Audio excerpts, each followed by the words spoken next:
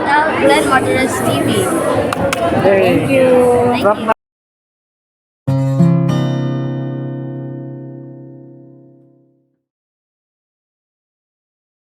Katropa, naisip mo na ba paano kung magsama o mag-collab ang dalawang reyna pagdating sa gitara?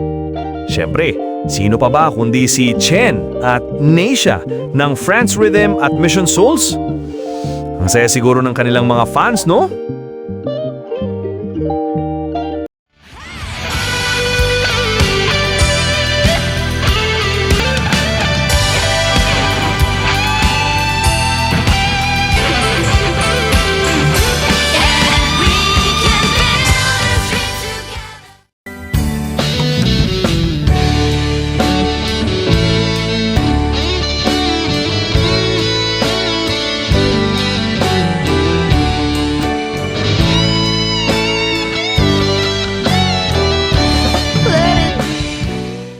Kadalasan hati ang opinion at suporta lang mga fans patungkol sa Mission Souls at France Rhythm. Maging kila Neisha at Chen kung sino ang may pinakamahusay na skill sa gitara. Pero ang totoo katropa, pareha silang mahusay talaga. Nagkataon lang na magkaiba silang banda at magkaiba sila minsan ng mga genre ng tugtugan. Pero hindi nangangahulugan na ang isa ay hindi mahusay. Sadyang magkakaiba lang ng opinion at pananaw ang mga tao.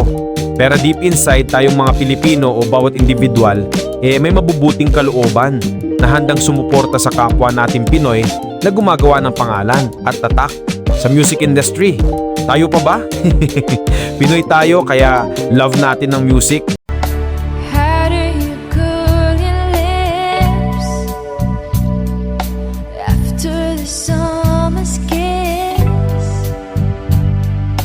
How do you read the sweat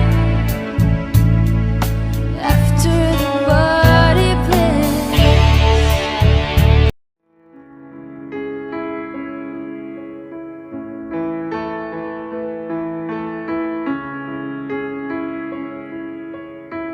You used to captivate me by your resonating light. Now I'm blinded by the life you left behind. These wounds won't seem to heal. This pain is just too real. There's just too much that time cannot erase. Hindi tayo mabubuhay ng walang musika. Dahil sa musika, na-express natin ang ating mga nararamdaman. Kaya minsan sa sobrang fanatic natin ng mga Pinoy, pinagtatanggol natin ang ating mga idol sa tuwing may nababasa at naririnig tayong hindi natin gusto. Na sa tingin ko, natural lang na reaksyon minsan ng isang taong lubos na humahanga sa kanyang idolo. Kaya minsan naiisip ko, ano kaya pag nagsama sa isang kanta o iisang video ang France Rhythm at Mission Souls? Ano kaya ang dating sa tao? Matatapos na ba ang banggaanan ng mga fans? Kung sino ang mahusay at hindi? Pero sa tingin ko ang magiging mensahe nun, may paparating nila sa mga fans na walang kompetensya. Naririto sila sa SOCMED para magbigay saya sa mga tao at inspirasyon. Magbahagi ng positive vibes at hindi negatibo sa pamamagitan ng kanilang music. Kaya nga siguro mapapansin ninyo pareha silang may mga covers ng mga gospel songs. Doon palang makikita na natin na ang mission nila ay maghasik ng pagmamahal, hindi pagkamuhi. Thank you for the cross, Lord. Thank you for the price you paid. Gave amazing grace. Thank you for this life, Lord. Wash me in your cleansing flow. Now all I know, worthy is the Lamb seated on the throne.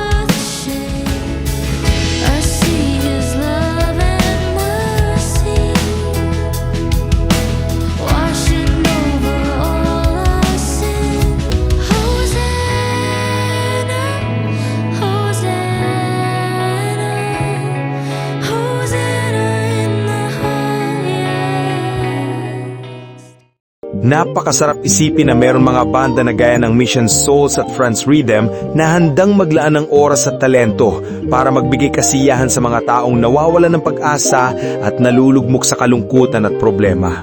Sa pamamagitan ng kaloob sa kanilang talento ng langit, ibinabahagi nila ito sa atin ng libre. Kaya maswerte tayo at nakakapakinig tayo ng kanilang musika. Kaya sa ating lahat na sumusuporta sa bandang Mission Souls at Franz Rhythm, maging proud tayo sa kanilang katropa. Iba-iba man tayo ng gustong pakinggan na music, iba-iba man ang ating trip, huwag nating kalimutang Pinoy tayo. At ang Pinoy ay nagagalak sa tagumpay ng kapwa Pinoy. Likas sa atin ang businak na kalooban, kaya kung hindi ka pa nakasubscribe sa Franz Rhythm at Mission Souls, abay mag-subscribe ka na para hindi mo mamiss ang mga bago nilang kanta. At kung natuwa ka naman sa ating video, pakisubscribe na din ang aking munting channel. Yun lang katropa, naway ingatan ka mang puong may kapal. God bless. So this is Christmas. What have you